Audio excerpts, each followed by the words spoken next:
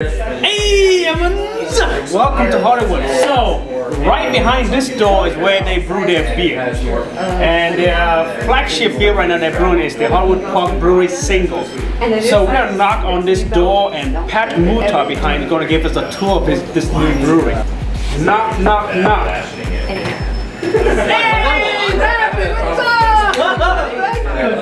Hey, can you give us no tour of the brewery? I would love to. Okay, let's go, guys. Come on, quick before they shut the door.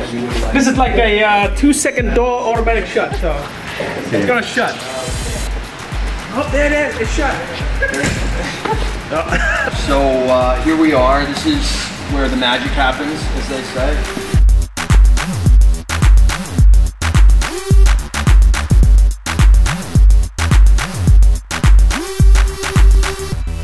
I think you're the one that went to all the brewery school, right? Yeah. What's the key to testing? What's some of the main things you need to consider when you're testing? First of all, there's the recipe, there's the ingredients, there's the barley, the hops, and the yeast. Because you want to figure out what your alcohol content is, how hoppy you want your beer, what varieties of hops you want to use, what yeast you want to use, what style. If we're doing a Belgian beer, it's going to be some sort of Belgian yeast strain, but there are quite a few different kinds. Wow, so there's a lot. There's a lot of figuring stuff out in the recipe, and then you brew it, and you know, the final test is basically what it tastes like. So this is where every batch, before we do it on the big system, kinks get worked out on this.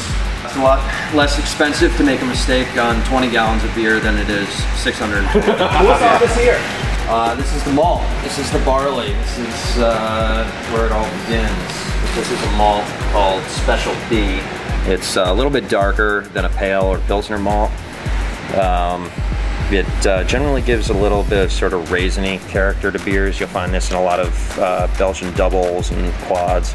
So we take that malt and basically want to separate the starchy middle from the husk. And the starch is what later turns into sugars, simple sugars. And the husk acts as a filter for the draining out the sweet liquid in the mash.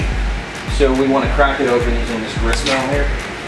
See some on the floor. It basically turns into a little bit of a powder. You can see some of that husk in there. Take you over to the brew house next. Woohoo!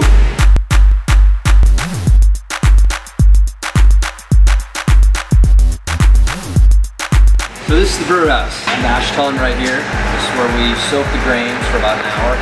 Once all that starch is broken down to sugar, we drain out that sweet liquid called works in the kettle, which is to the right.